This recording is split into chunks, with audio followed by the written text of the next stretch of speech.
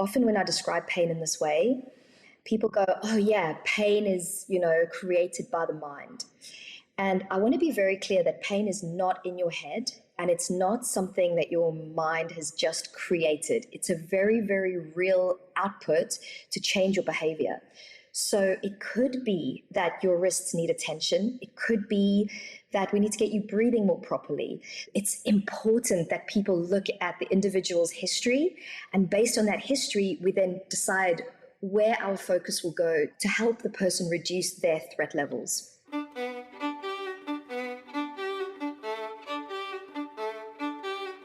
Hi, I'm Derek Mills. Welcome to the Glo Podcast. In this episode, I turn the mic over to Marc Laws. Marc is a member of our Glo faculty, and he has a passion for mind, body, soul, wisdom he acquired through his journey as a former professional soccer player and sports therapist. He's fascinated with how yoga can offer methods to still body, mind, restlessness. Marc's guest today is Celest Pereira, co-author with Adele Bridges of Too Flexible to Feel Good, a book for double-jointed or overly flexible people who struggle with injuries in their yoga practice. Celest is also the host of the Love at First Science podcast. Celest describes herself as a geek who loves anatomy, neuroscience, and biomechanics. She has a Bachelor of Science in physiotherapy, despite dropping out of school at age 16.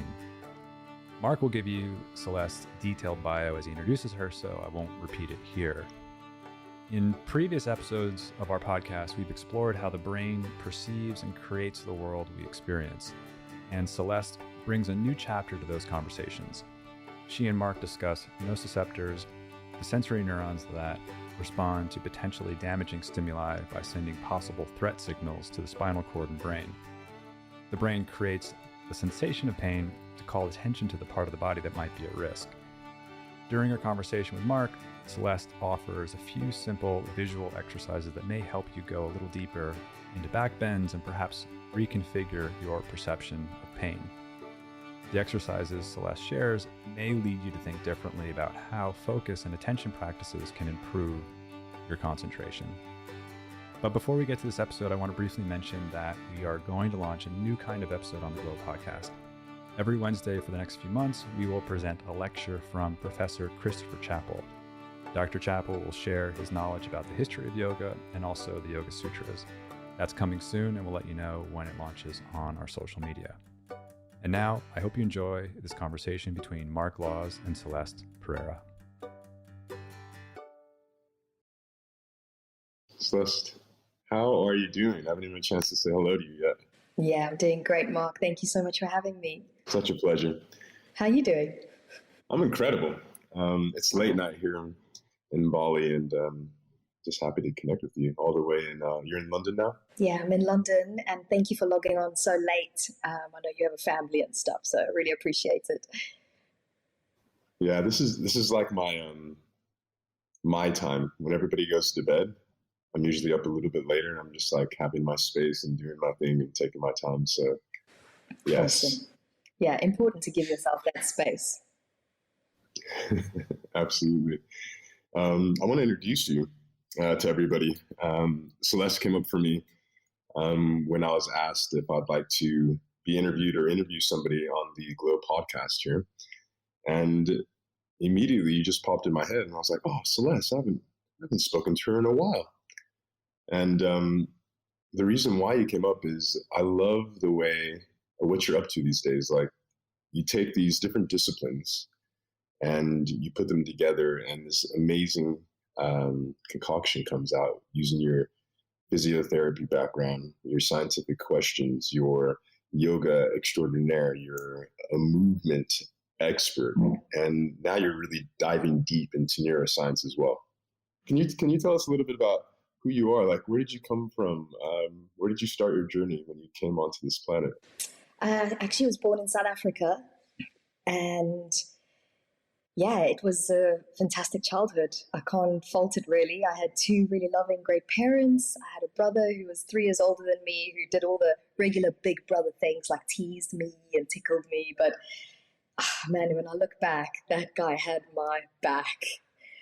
And those kind of strong pillars gave me a lot of confidence as a person. And so For those of you who don't know me, I'm very, very short, female, like a little 5'1" powerhouse. They call me Pocket Rocket, and probably a bit too loud for most people's liking. But I think the confidence to, speak up and really challenge the world around me, which we'll talk about, really came from that kind of loving, supportive background. But of course, South Africa had its troubles. My dad had really severe health issues. And we decided when my brother turned 18 to leave South Africa, and we decided to move to England. And that was actually a really challenging time for us and our family. It was like leaving one culture and shifting to another. Definitely, yeah, it was a lot. But like all big challenges, they teach you so much, and you grow as a person more than you could ever imagine. And again, I'm just so grateful that I had those opportunities. You and I met. And yeah, we're here in London. Life has been very good to me for the last 22 years in London. But it's been a lot of hard work in the background as well. Yeah, so I met Celeste in London, and this is probably over 8 years ago, right? Yeah, you were working in Lululemon, and I was a Lululemon ambassador. And one of the great things about that company is how it connected people. And yeah, meeting you was just such an amazing eye-opener to me, because I'm such a high-energy, hyper, quick, fast, kind of always on the go person. Meeting someone like you who was so magnetic and so, it's like people were so drawn to you, but you had the slow ease. And yeah, it was a real lesson, you coming into my life. And I opened your WhatsApp to send you a message the other day, and the little caption that you have underneath your name said, "Hurry slowly." And I was like, this guy never stops showing me the way. That's so funny. Yeah, I remember when I was first getting to know you, and I went to Bear. She's a movement extraordinaire as well, in the background of capoeira. And you were in the class, and I was just getting to know you, and I was like, oh my gosh, look at this woman move. Like, not just in yoga, but the control that you have to have in capoeira. I was just like amazed. For those that don't know what a capoeira is, it's a Brazilian martial art. It's very acrobatic, and it has traditional instruments that are played in the background as you move and play and with each other through these martial art movements. And then to sit down and talk with you, I think months later, I was blown away with the way you approach just everything in life, just the curiosity and the never-ending questions to get to, to the source of things. And yeah, it really moved me. And now we're here 8 years later and having a conversation. A lot has changed. You got married. Yep. You're a dad. I am a dad, yes. A 2-year-old miracle. You live in Bali now? Yep. The dreams and the undreamed definitely unraveled. It's extraordinary, huh? It really is. It's pretty cool. It's pretty cool. So, all right. So you moved to London, and then what happened as you came into London and you started you went to school? When did you notice that you loved movement so much and became a physiotherapist and even a yoga teacher? Like, how did that all happen? So actually, I was obsessed with movement since very, very small. I have memories of me skipping like a female possessed around the living room as a little child with like ribbons and like waving the ribbons around to make all these cool shapes in the air.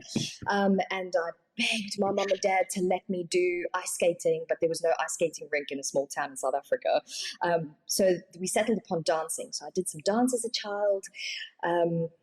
Moving to London, my goal was to move into the performance sphere, but the competition, the level was very high compared to my very basic training.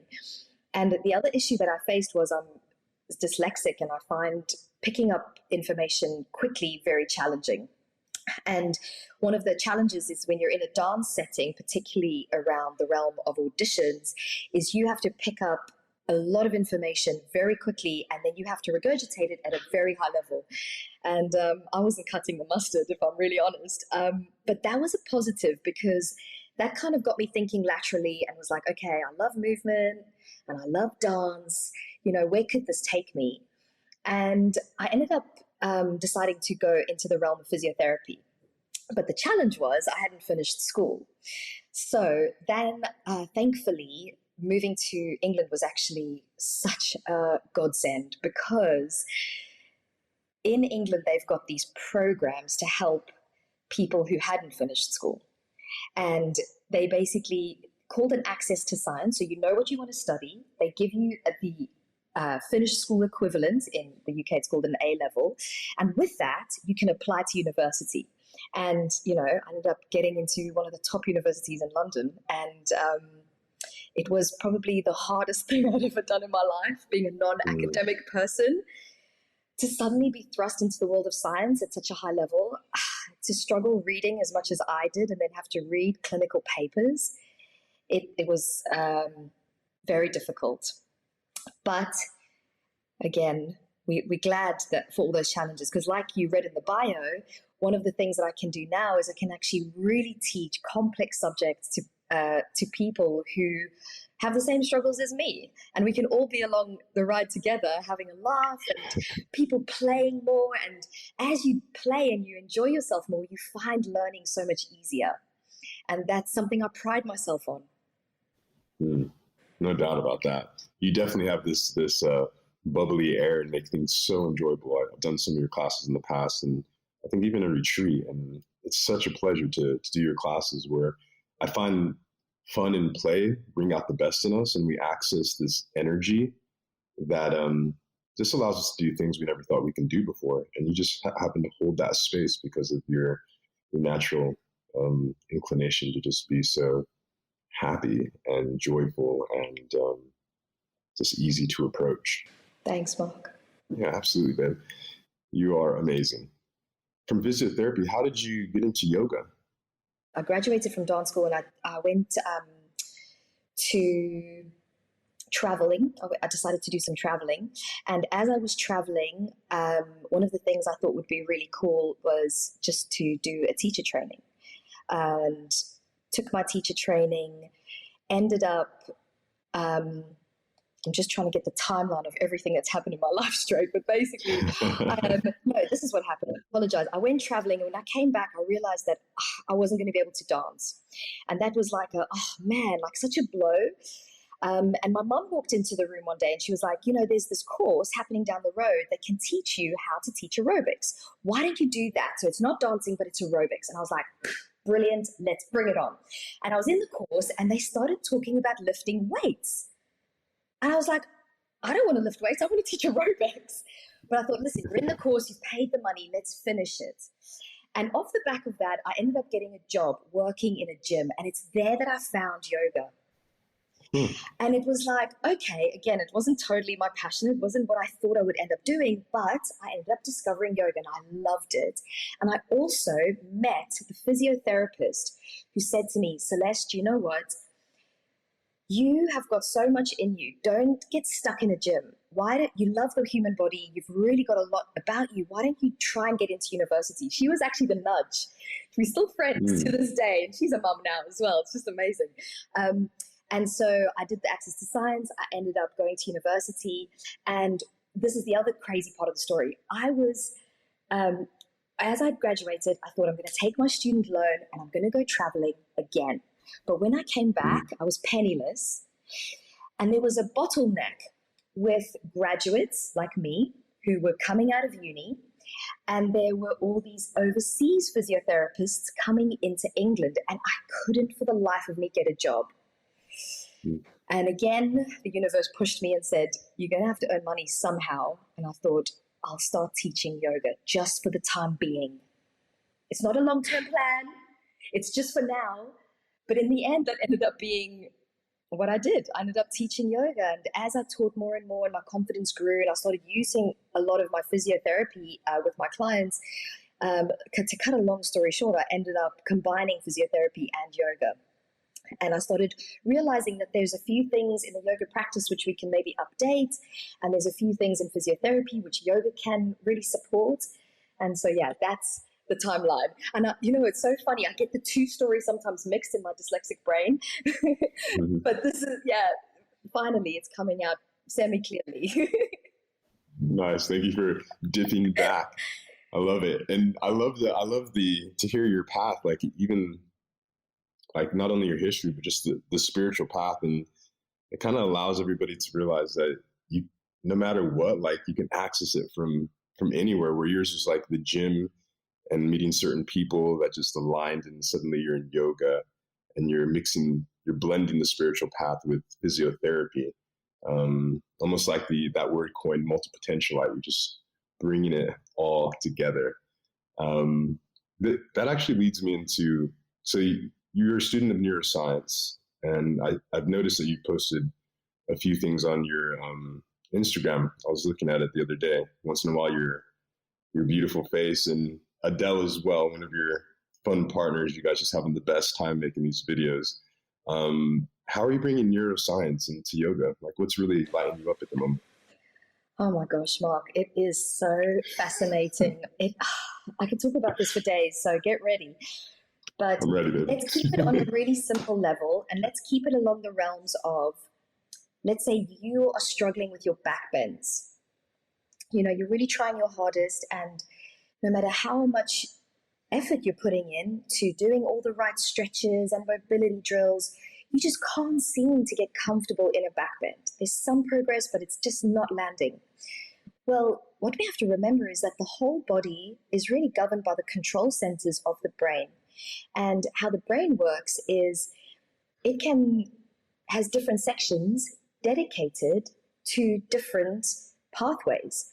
And in particular, if we look at back bends, two major brain regions govern extension preference in the body.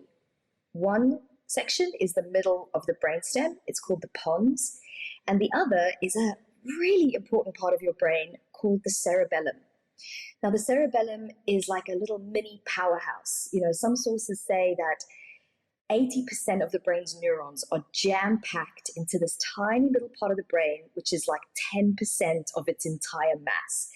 And it deals with so many different things. And if we can actually not do a single stretch, not do a single mobility drill or strength drill, we can just target the pons and the cerebellum through seemingly radically unrelated brain drills. When we reassess somebody's back bends, they often go much deeper. So this is just mind-blowing. And the same goes for forward folds and twists. And that's just getting into range of motion and having access. But now we can look at the realm of balance. I remember as a teacher, with only my physio background, students who were really dedicated, by the way, like coming into class, 3 times a week, 4 times a week. And we're doing high-level balance drills in the class where you're on one foot and we're moving the body around in all these weird ways, but we are really focused on keeping the head stacked over the shoulders and the eyes fairly fixed. Now, although we're working on a proprioceptive level there, what we're missing out is the part of the brain that's even more in control on your balance and really has a much bigger impact on balance, which is your vestibular system. And the way that we can target that is actually by moving the head around when you're in a balance. And I think back of that dedicated student, and I was like, you're not training hard enough. We need to get you stronger. And I'm embarrassed to admit it, but the truth is, I wasn't thinking laterally enough, that actually this guy was training enough and his proprioception was working at a very high level. But the issue that he was faced with was his vestibular system was probably needing a bit of love. And in my infinite lack of wisdom, I wasn't giving the correct parts of his brain the attention that it deserved. That's amazing. So these pons exercises, like that would be one where you're moving the head in a balance pose. What other ones do you have? So moving the head around would be vestibular. Pons would be brainstem. So we're looking at something like the cranial nerves, which is going to be stuff like the way you hum or swallow, or the way you move your eyes. Let's do a Pons example together right now. And your listeners, if it's not too awkward, you can join me.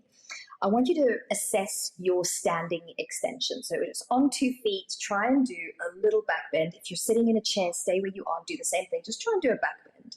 Do like 5 little baby back bends. And just feel, where do you hit a stop? Where you're like, that's about as much as I can give comfortably in the shape I'm in right now. And then I want us to do 20 seconds. Take your eyes outside a window or to something fairly far away and just stare at that object for 20 seconds. So I'm looking at a tree right now outside my window, and we're kind of coming into the last 10 seconds. And what we're doing is actually targeting the middle section of the brainstem called the pons. It deals with something called divergence, the eyes going away from each other, and that is looking at something in the distance. So now let's reassess our back bend. Any difference for you there, Mark? I would say so. Yeah, so it's a simple hack, but can you see how moving your eyes is seemingly unrelated, but actually has a really profound impact on the way a body can then move into a position? So we discussed vestibular, we discussed brainstem, we discussed the cerebellum. The cerebellum deals with accuracy, balance, and coordination. So there's different things, again, that we can do to light that part of your brain up. But I just wanted to be clear about the distinction between the three. Yeah, and I appreciate that. As you were saying that, as we're looking in the distance, it was making me think of drishti. How does that relate to the power of drishti? Yeah, I think that drishti obviously was always, the way I was taught, related to a sense of focus. I don't know if drishti was often taught as a modality to increase range of motion or control, but I do believe in my heart that this does open up a massive opportunity to merge this ancient practice of yoga and this current evidence that we're starting to explore within the realms of neuroscience. That's awesome. And then, speaking on neuroscience, you also talk about pain and how pain works in the brain compared to what we think that pain is all about, especially when we are practicing in our yoga or just in everyday life. Can you unravel that a little bit for us and what pain actually is? So that's a really big topic, but in a nutshell, we often used to think, for example, I'll give the example of a plank pose. You're a yoga teacher or maybe you're a practitioner, and you're getting into your plank pose and your wrists start to hurt. How we've always been conditioned, and rightly so, it seems to make logical sense, that if you're doing something and a specific part of your body is hurting, the pain means that there is a problem at that joint. And so we should give attention to that joint. But as we start to look deeper into the realms of neuroscience, what we start realizing is that actually pain is not that simple. We actually don't have any pain receptors in our body. What we have is something called a nociceptor. And what nociceptors do is they detect threat. Now, threat can come from many different places. Threat can be measured. Maybe you've watched the news. We've just found out COVID's hit. Yeah. Maybe you've had a fight with your partner. Maybe you're doing plank pose for the first time in a long time. Maybe doing plank pose too aggressively. Maybe you have a low job satisfaction. So all these different things can be threatening, including poor diet and sleep. Your imagination can go to town on all the different things that could have an impact on your threat. But what we have, all of us, is different threat thresholds, i.e. imagine a bucket. And we might reach the top of our bucket, potentially me being hypermobile, my threat threshold is maybe a bit lower than yours. Maybe it takes you a lot more to reach your threshold. And when you reach your threshold, the brain will often use a stimulus such as pain to change your behavior. Okay, you've had a fight with your partner, you're unhappy in your job, and you want to do a plank pose that we haven't done in ages. Do you know what? I'm going to give you pain. There's actually nothing wrong with your wrists. Your wrists are perfect. There's nothing wrong with your shoulders as you do chaturanga or your back as you go into a back bend, but your brain perceives it as a threat, maybe because it hasn't done it for a long time, maybe because all the other things in your life are just overflowing. And so this is what gets really fun and interesting when you look at neuroscience, because as a therapist, there's not a lot I can do to help you in the realms of your relationship. That's not my place. And maybe it's not practical for me to tell you to leave your job, but I can reduce your brain's overall threat by making your eyes work better, by getting your vestibular system to function better, by improving the mapping of your wrists and your shoulders. Now, when you go into that plank position, we're not healing your wrists. Your wrists were perfect. They were always great. But the overall threat in your brain is now so low, you're not getting the threat response, aka pain. Wow. That is something else. So then the approach, you talk about like these three different approaches to handling pain. If it's not if the wrists are actually fine, it's been x-rayed or scanned and everything's sweet and good, but it's more neurological. Can you give us an example of maybe something you would do to help transform this view of pain into something that can, free us into no pain? I think the important thing is to go back to what I just said. Like, pain is often, when I describe pain in this way, people go, oh yeah, pain is, created by the mind. And I want to be very clear that pain is not in your head, and it's not something that your mind has just created. It's a very, very real output to change your behavior. So it could be that your wrists need attention. It could be that we need to get you breathing more properly. So it's really difficult for me to say I would do X, Y, and Z, because really what I should be doing is looking at the individual's unique history. And based on that history, I need to go, oh my goodness, they've got a massive scar on their right shoulder and they have a tattoo on their back. Now, both of those will register on the brain as like a fuzzy map. You haven't got great input from the skin and from the mechanoreceptors traveling to the brain, telling the brain exactly where it is in space and how it should be operating in a moment. So what we could do is go, okay, let's skin stimulate that area. Let's touch it, or let's put vibration on it, both the scar on the shoulder and the back tattoo. And then, like, that would be one part of someone's history. Maybe another part of someone's history is they were in a bad car accident and they had whiplash. And whiplash could create, issues around the brainstem. Let's do some drills to help upregulate the brainstem. So for me to say, oh, I would do this, this, and this would be unethical, because it's important that people look at the individual's history. And based on that history, we then decide where our focus will go to help the person reduce their threat levels. Right. So like something traumatic happens, and so it starts to map these pain areas. Not quite. It's more like, let's imagine you go on holiday and you decide you're going to use your iPhone because it's got really good maps, Google Maps on it, to help you get around. You don't speak the language, and it's in a country where you don't even recognize the characters. So to kind of find your way around with looking at like a Portuguese word is easier than looking at a Cambodian word, right? The characters, you don't recognize them. So it's harder for you to read where you're going. So you're using your iPhone, but you drop your iPhone badly and the screen cracks into a million different pieces. And you're like, oh my goodness. And as you look at it, you cannot look at the map. The map is completely illegible. These past traumas will often register as a fuzzy map on the brain, both in terms of motor output and also sensory input.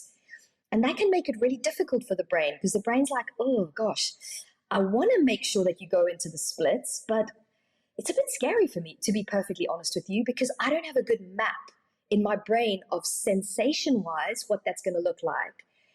And I don't know if I'm able to control the motor output in a way that's going to keep you safe. I know what I'll do. I'll give you really intense hip pain and make you really, really tight. So the brain is often choosing things like tightness, nausea, fatigue, pain, dizziness as protective outputs. And another great example of that is you're in a car and you decide it's a good idea to, I don't know, read a comic book. Usually people will start feeling nauseous. That's again the brain just going, you know what, I haven't eaten anything dodgy.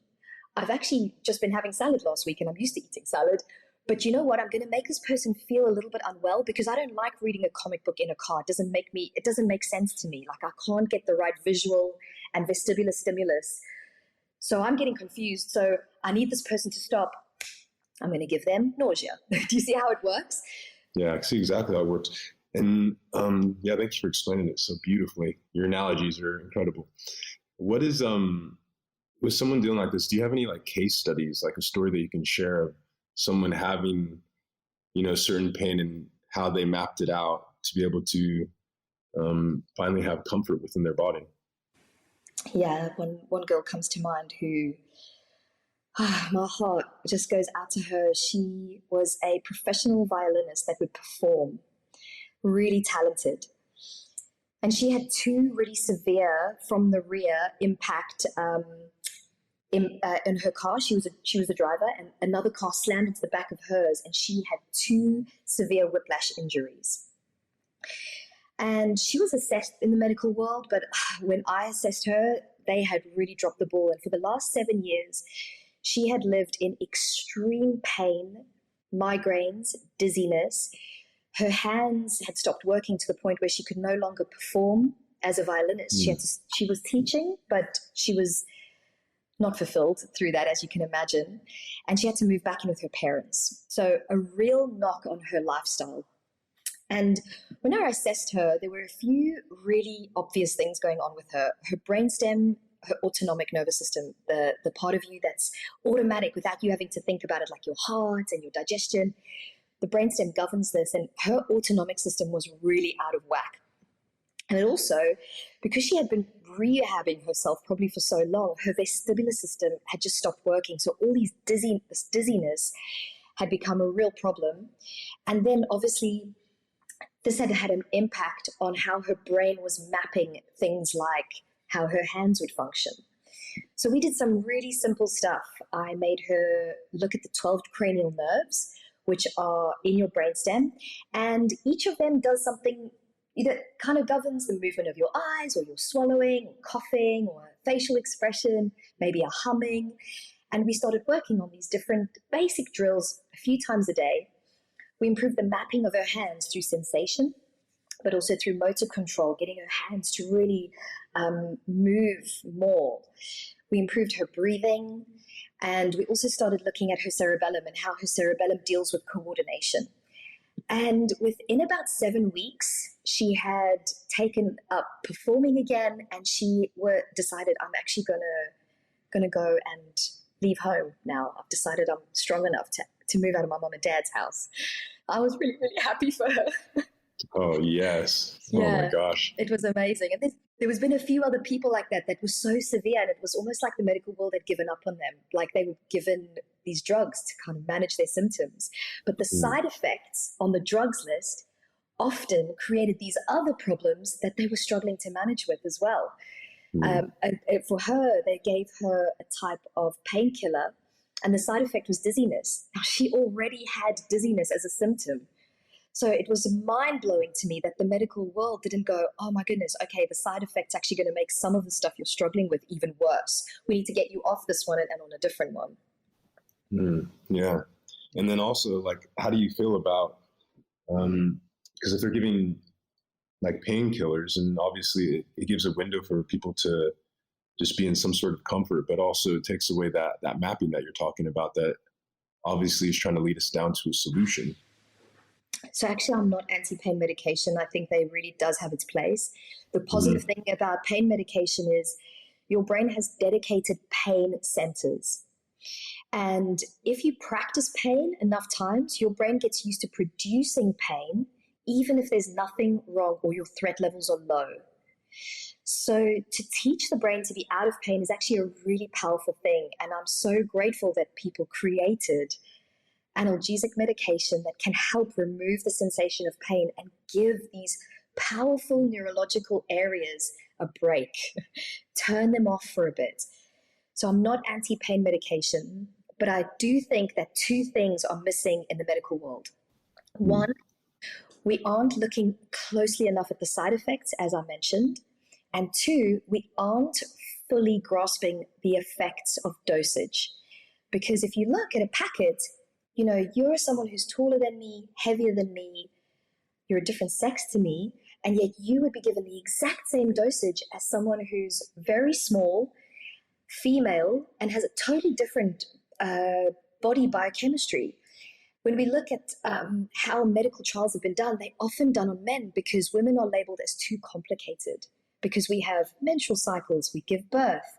And one of the things that blew me away is when they actually looked at medication, this is slightly off the topic now, but on the topic of gender, when they actually started assessing medication for ovarian cancer, and every single person in the cohort was a man.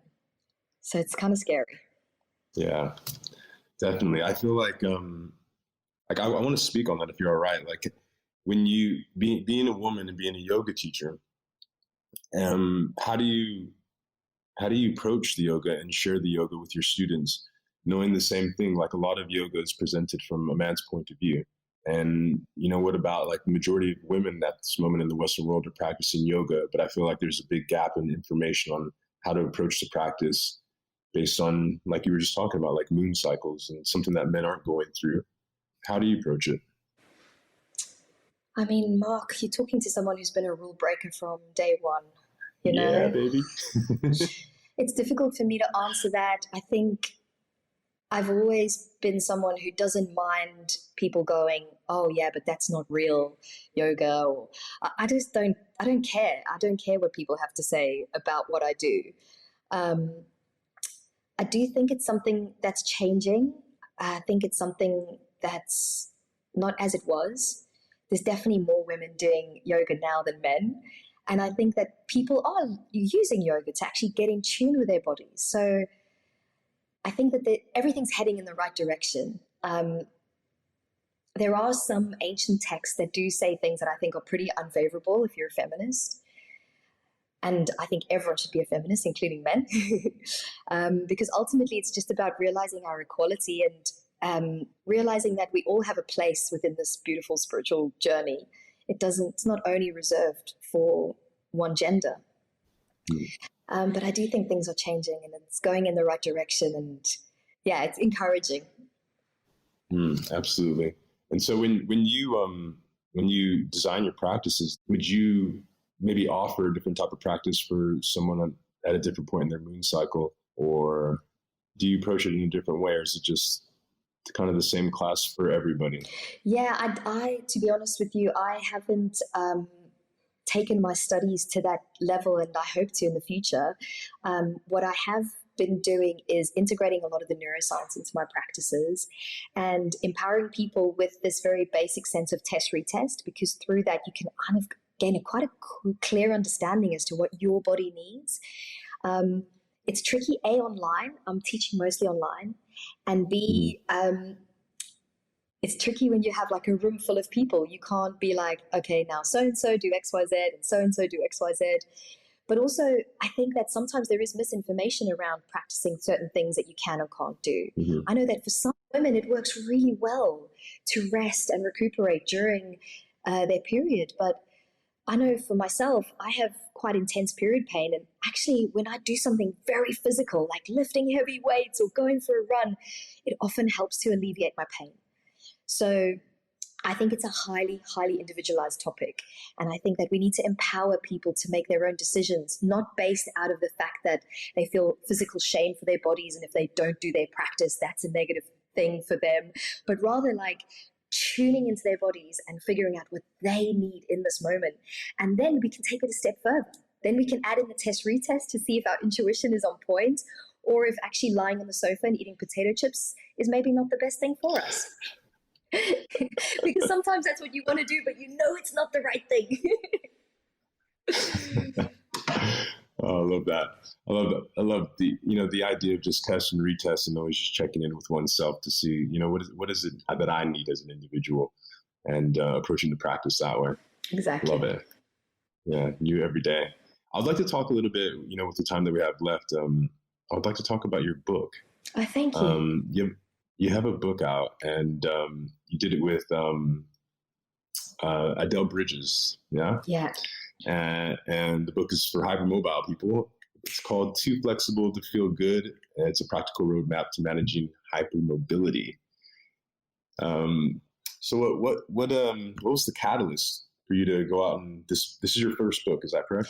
I did write another book to help yoga teachers on the journey to getting teaching, but I've actually taken it out of print because I feel like it needs a bit of an update. This is my first published book. Very proud of it. Spent a lot of sleepless nights writing it. And it's a combination of a bit of humor, a bit of biomechanics, neuroscience, and the understanding of what hypermobile people are going through and what could serve them best in their journey. As a yoga teacher and a hypermobile person, I know that you will walk into a class, it's your first ever yoga class, you've never hit the mat, and yet people are able to tell you have a beautiful practice. And it's inspiring. You're like, wow, I've never been that good at anything sports-wise. I've always really struggled to run fast enough or hit a ball hard enough. And now someone's telling me that, yeah, you're good. And it's like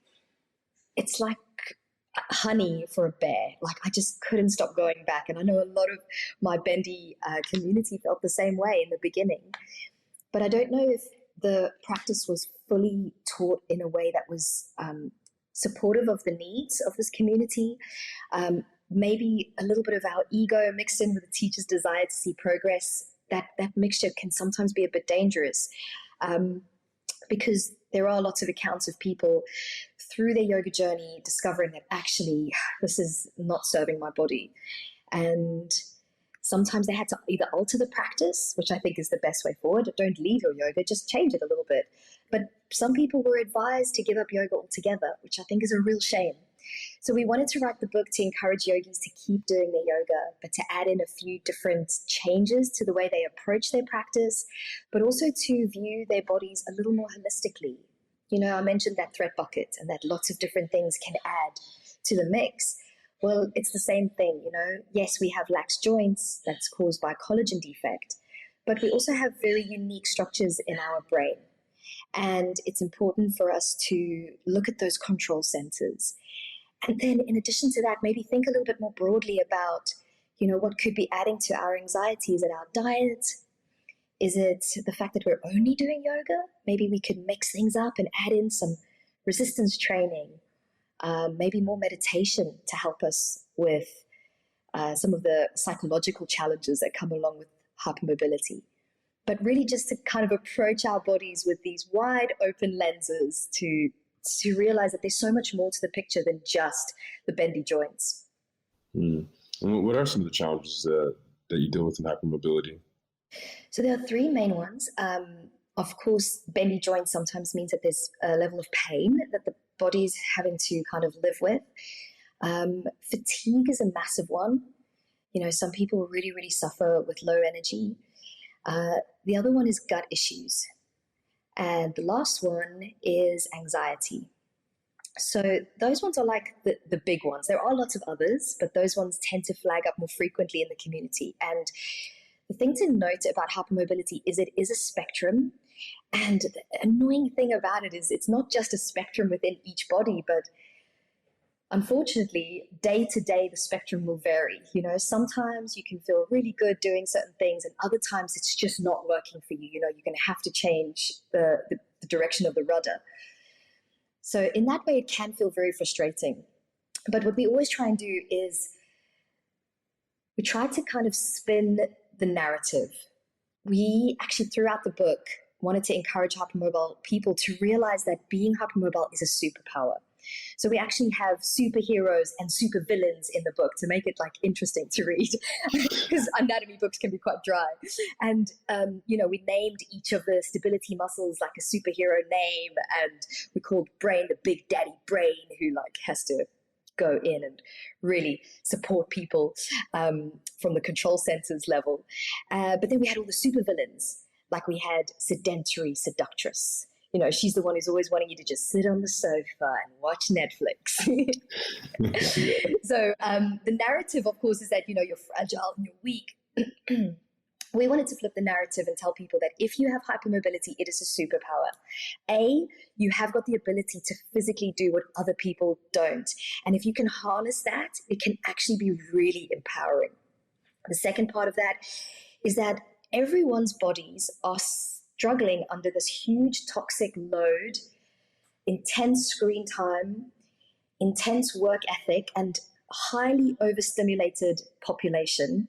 And a lot of people don't get any symptoms until they're really old and kind of breaking down. However, us as a hypermobile community, we're getting the symptoms now. So how Adele always describes it is that we are the canary in the coal mine, and we're warning people now, you need to meditate, and you need to watch out what you're eating, and you need to make sure that you're mindful with your practice, that you don't just stretch, you don't just lift weights, but there's this integration of multi-training systems that you're pulling into your routine. And you're getting enough rest and you're getting off your screens. Just imagine we're the canary in the coal mine. I love that. I love the way you put that book together and made it a little bit more fun and bringing in characters. And it's so you. It's so you and Adele, actually. You guys are just a power couple. I would love to hear about what's your program these days in terms of how you're moving, what you're doing. If you have meditation, what's your usual routine, throughout the week? It's very simple. I open my eyes and I will put a little meditation on, and I usually do it lying down. I just listen to something that can either be related to gratitude or breathing or just starting your day with mindfulness. And then I'll get ready and I'll go for a walk. And it's during my walk that I think my meditation really begins, because there are a few different visual drills that you can do whilst you're walking, which you have to be hyper-focused to do, but they're so, so good for the brain. And they also linked to reducing your sympathetic drive. So if you are someone who's like me that has a lot of energy and you're go, go, go all the time, these visual drills, which I'll share with you in a second, are really good for calming the nervous system. And so the one that I want to share with you guys is one called peripheral awareness. So imagine you're about to have a big argument with someone really mean. Mark, tell me, does your focus become more narrow and zoomed in, or does it become really broad and open? Definitely narrow. Exactly. And when we're staring at screens all day long, again, our focus becomes very narrow. So what peripheral awareness walking does is it asks you to keep your eyes focused on the direction you're moving, but you're questioning yourself as you walk, going, what is above me, what is below me, and what is to the sides of me? And what your objective is try and broaden how much information your brain can take in, not in terms of words or labels, but more like the little edges of the tree leaves that are passing you, or the clouds above you, or the passing floor underneath you. And wow, you'll be surprised how much focus peripheral awareness walking requires. So that's something I add into my routine. Then I crack on with my day. I do lots of work. And then usually around lunchtime, I will do some more vision drills. I'll go for a walk. When I come back to my desk, I'll finish off my day. I'll usually try and do some vestibular drills when I'm done. And then I'll either go climbing. I love rock climbing, do a yoga practice, lift weights. Those are the three main physical things that I do outside of walking. And then finally, whenever I'm at the beach, I'm a big fan of kite surfing. So that's my meditation on the water. Awesome. I love it. I'd love to hear your routine as well, because I know you were saying that you're teaching mostly online, so you're spending quite a bit of time online as well, and how you have this balance of using these exercises that you've been explaining to us throughout the podcast and seeing them in real time and how it works and how it's working for you, including the mixture of the modalities that you're using, from weightlifting to kite surfing, your yoga, your walking meditation, and using your periphery. And how important it is to just take the phone and put it to the side and not be staring at it while we're walking and just take that time just to be where you're at and just take in your surroundings. Yeah, it's difficult to break away. But if you really want to have lots of energy and if you really want to feel super, super good, break away.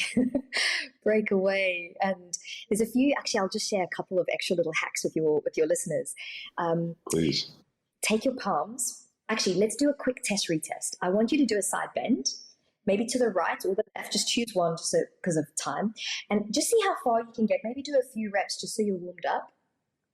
And notice where your body stops. And then when you're like, yeah, that's about as much side bend as my body's going to give. Perfect. Take your palms and you're going to close your eyelids and you're going to very, very gently rest your palms over your eyes. And then you're going to create complete darkness. So the palm is sealing off the orbit of the eye, not so that you're pushing on the eye, but you are creating complete darkness. And we're just going to hold this for 30 seconds. So we're reducing the visual input right now, which is very, very powerful for the brain. The brain's vision centers are, wow, there's so many. And they're obviously massively overstimulated in modern life. If it feels good, you can add in some slow breathing. And your eyes are actually trying to look for the darkness.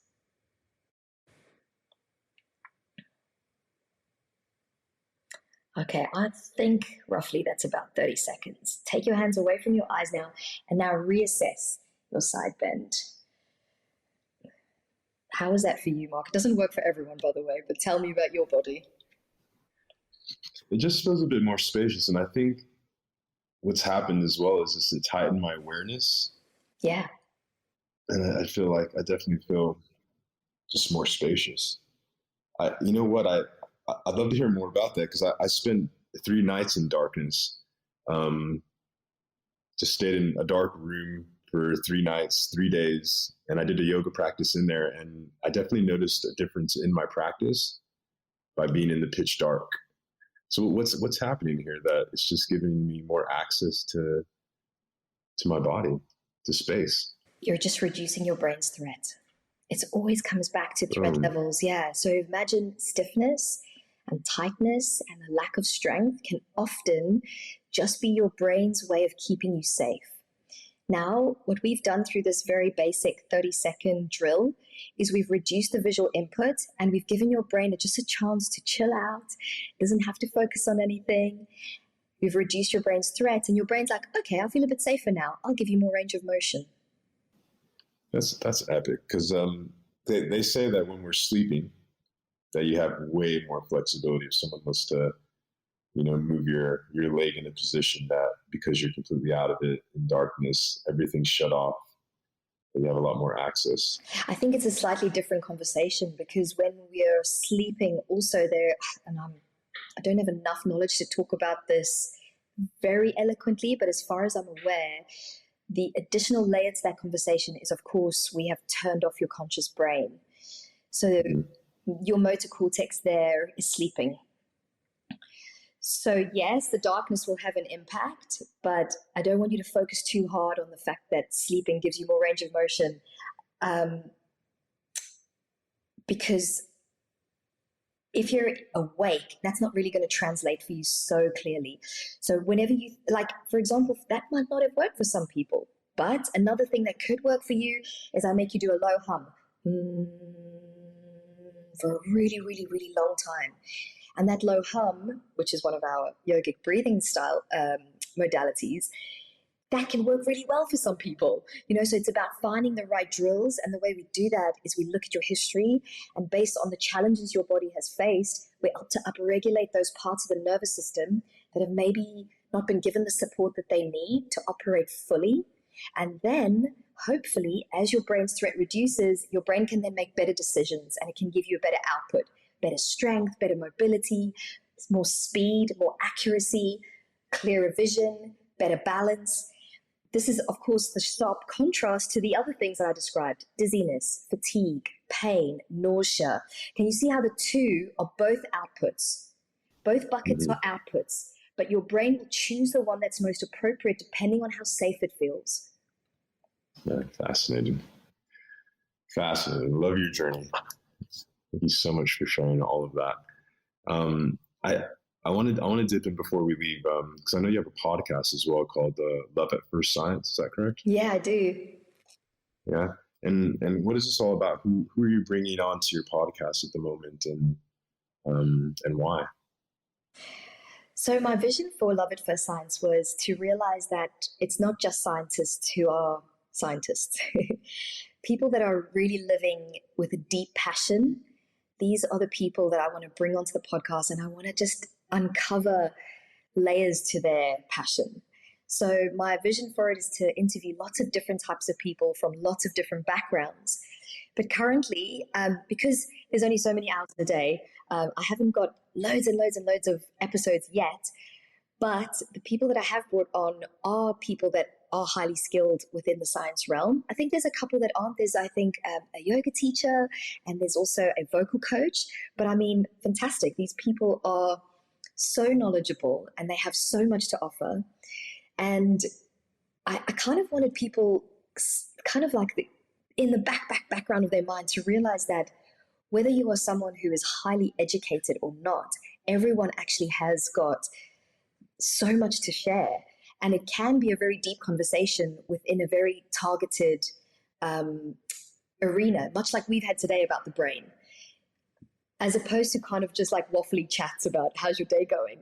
I really wanted it to be something that people can take away, really practical tools. Like today we shared a few practical tools that hopefully your listeners will find can help them either in their yoga practice or their day-to-day management of mental health or anxiety. That's basically what I wanted from the podcast. People go away and they're like, yeah, I've got like 3 things I'm going to do and I'm going to make me feel better. I just want to thank you for taking the time to share, your journey and how it just all comes together so nicely, like this puzzle of things that you've taken along the way from your background in neuroscience, your physio, and as a yoga teacher, and sharing these things in the realm of yoga, and just being a human being that's wants to live a comfortable and joyful and fun life, and these awesome little hacks that we really don't get to think about, or you don't really see in the yoga world per se. And I really appreciate what you're doing out there for all of us, and sharing it in such a really bubbly way. Like if you haven't been to Celeste Instagram, that pops up for me. I'm sure you're on other social media platforms, but it's a real treat and really fun to watch. You're definitely going to laugh a little bit and learn a lot. So please check that out. Celeste, what is your Instagram at Celest Pereira? Physio. Yeah. So guys, I'm Celeste with no E on the end. My mom has an issue with silent vowels. So apologies, I should have an E on the end. And I thought about it for years. I thought, you know what, I'm going to change my name. But then Googling me is a little more tricky. Without the E, it's a bit easier. So just put Celeste with an E on the end, either physio or yoga, and you'll find me. And if Instagram is not your thing, guys, honestly, on my website, there is a contact form. Please reach out to me. I love hearing from you guys. If YouTube is your thing, I've got a couple of videos on there. Again, there's never enough hours in a day. I've always got these grand ideas I'm going to post every week, and then that always falls apart. But the intention is to keep producing more content for you guys and different hacks and things that can just make you feel really good. But if anyone wants to practice with me, I actually have got an app, and we do a lot of different brain stuff to help you get into different poses. So this Monday we did Galavasana, which is a really tricky pose for a lot of us.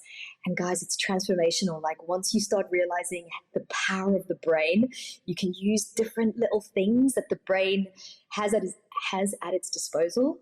You're going to be doing things with your body you never dreamed possible, and you're going to walk away from them feeling amazing. Awesome, Celeste. You're awesome. Again, thank you. Thank you for connecting from London.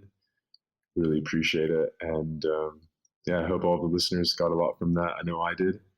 And yeah, catch up with Celeste on all those platforms. Thank you. Reach out to her. I know she has some workshops coming up and things like that. So please check in with that. Thank you so much, Mark. Thank you for having me, and thank you to Glo, to your whole team that's made this happen. Thank you to all of you, and a very, very special thank you to all the listeners for being here till the end. You guys mean a lot to me, and it'll be a pleasure to connect with you guys in some way in the future. Absolutely. Much love. Thank you so much. Much love. Thank you. Thank you to our entire team behind the scenes at Glo.